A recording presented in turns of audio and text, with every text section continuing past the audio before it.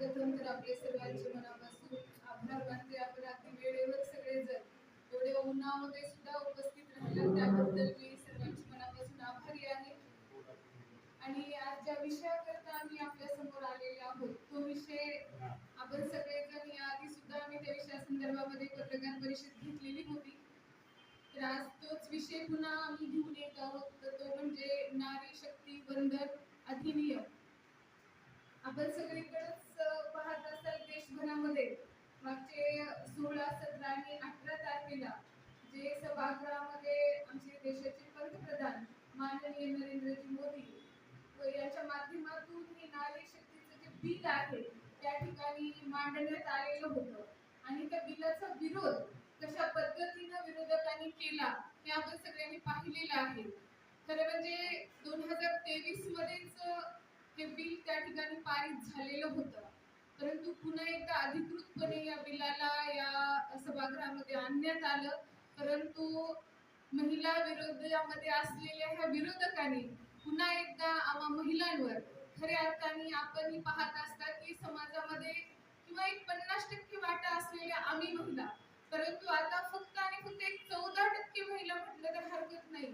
त्याही महिला ज्या प्रस्थ असणाऱ्या घरातून अगदी कुणाची तरी सून कुणाची तरी मुलगी अशा पद्धतीने त्या सभागृहामध्ये पोहोचलेल्या काही प्रमाणात महिला आहेत.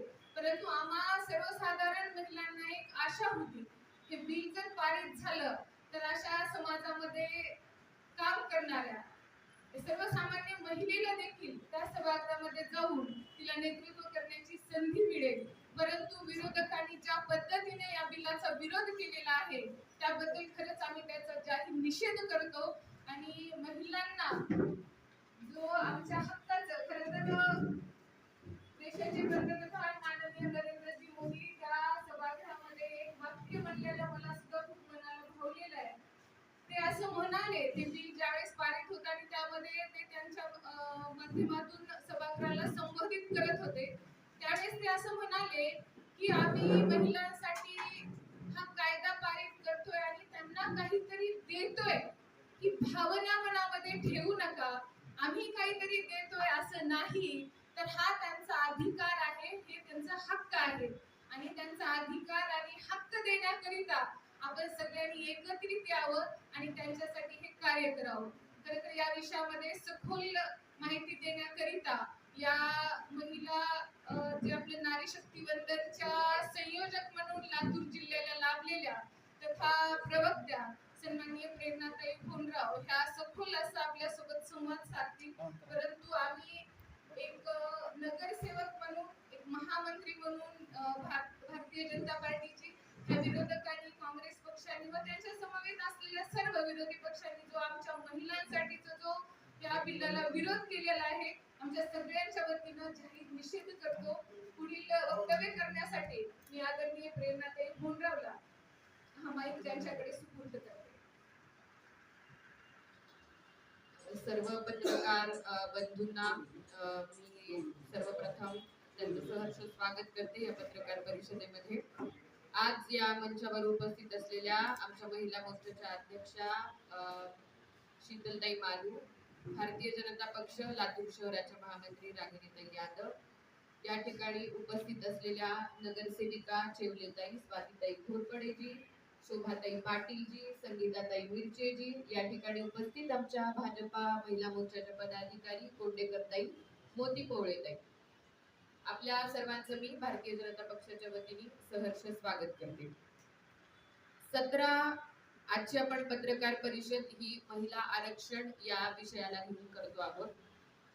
गेल्या 17 एप्रिल रोजी आपल्या भारताने एका बाजूला असं वाटत होतं की माता भगिनींच्या हक्काची लढाई ही यशामध्ये परिवर्तित होईल आणि भारतामध्ये सर्वसामान्य माता भगिनींचा त्या दिवसाकडे एक ऐतिहासिक दिवस देशाच्या इतिहासामध्ये ठरेल अशी अपेक्षा सगळ्यांकडून व्यक्त केली चालली होती.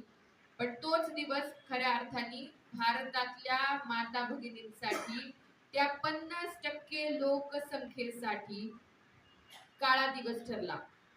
काँग्रेस आणि आघाडी सरकारने लोकसभेमध्ये आदरणीय मोदी सरकारच्या माध्यमातून माननीय प्रधानमंत्री नरेंद्र मोदीजी आणि एनडीए आघाडीच्या वतीने वुमेन्स रिझर्वेशन बिल 2026 जे ठेवण्यात आलं त्याला प्रचंड विरोध दर्शविला आणि आपण सगळ्यांनी बघितलं ते पारित न होता हे अमेंडमेंट फेटाळलं गेलं.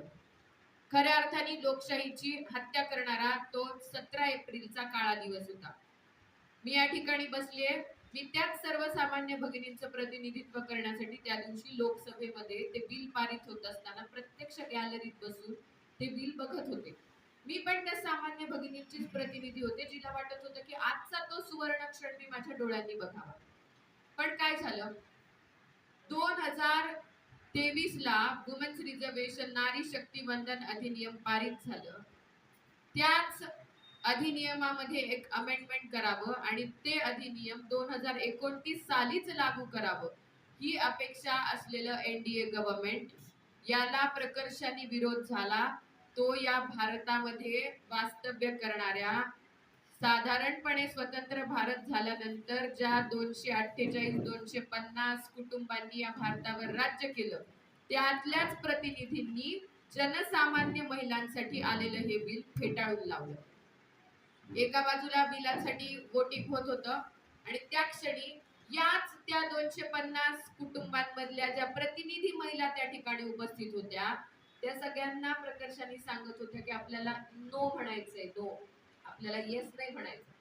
आणि आपण बघितलं की नो साठी किती वोटिंग झालं आणि येस साठी किती वोटिंग झालं आणि ती 2/3 मेजॉरिटी ही या अधिनियमासाठी या अमेंडमेंटसाठी मिळू शकली नाही. त्या क्षणी माझ्यासारख्या करोडो माता भगिनींचं हृदय त्यांच्या भविष्याकडे बघण्यासाठीचा जो दृष्टिकोन होता त्याची झालेली हत्या याच्यानी अतिशय खंत मनात व्यक्त होत होती आणि त्याची लहर आपण सर्वच ठिकाणी बघितली. याच ठिकाणी आपण अधिनियमाची एक प्रेस कॉन्फरन्स घेतली आणि आज फेटाळल्यानंतर आपण पुन्हा बसलेले आहोत. एकंदर बघत असताना हे नारी शक्ती वंदन बिल मोदी सरकारने आणलं होतं 2023च्या अमेंडमेंट मध्ये. 2023च्या बिल मध्ये जे सेन्सस 2021 ला होणं अपेक्षित होतं ते कोविड सारख्या जागतिक महामारीचा आपण सामना करत होतो त्यावेळी ते सुरू होऊ शकलं नाही.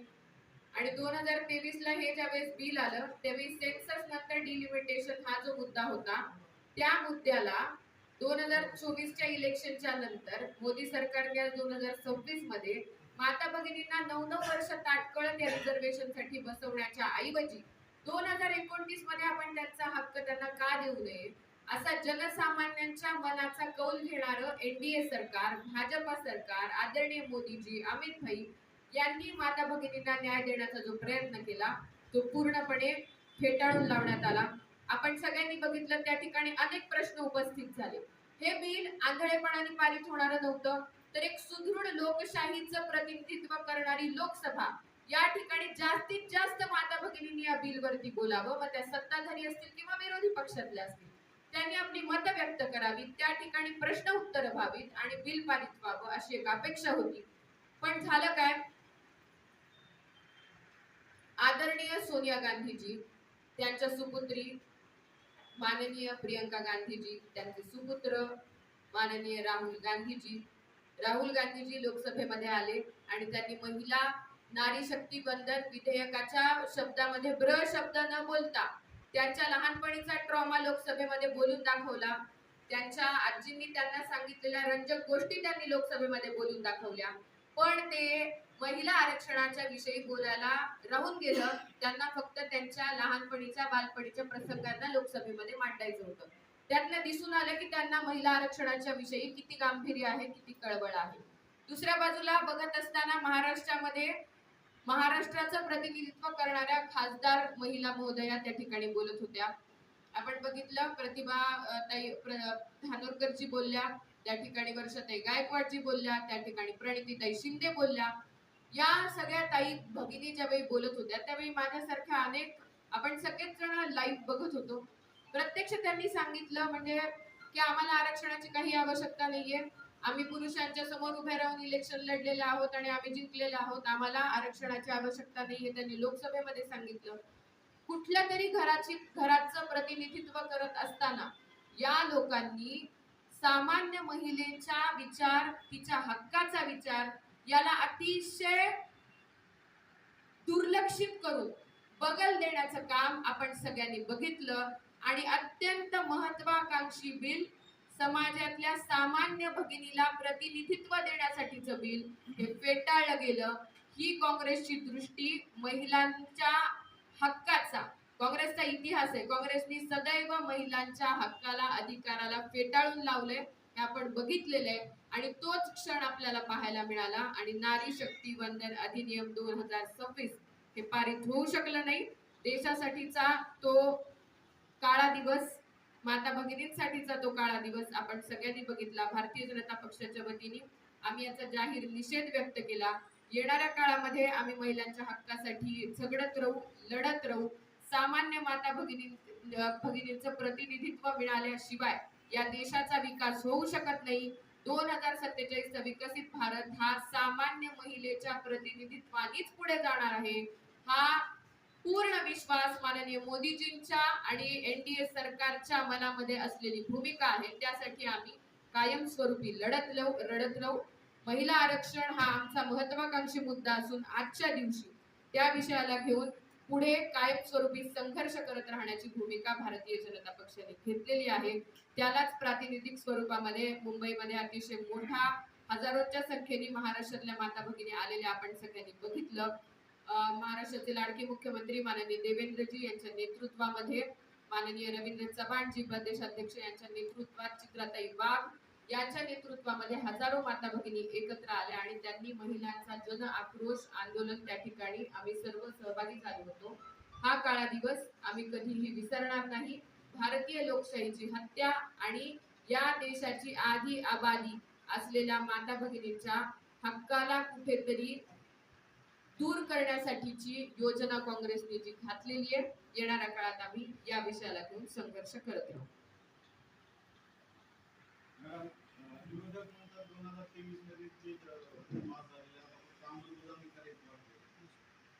2023 मध्येच विरोधकांनी या विषयाला घेऊन खूप आरळ उत्तर दिली आपण सगळ्यांनी बघितलं.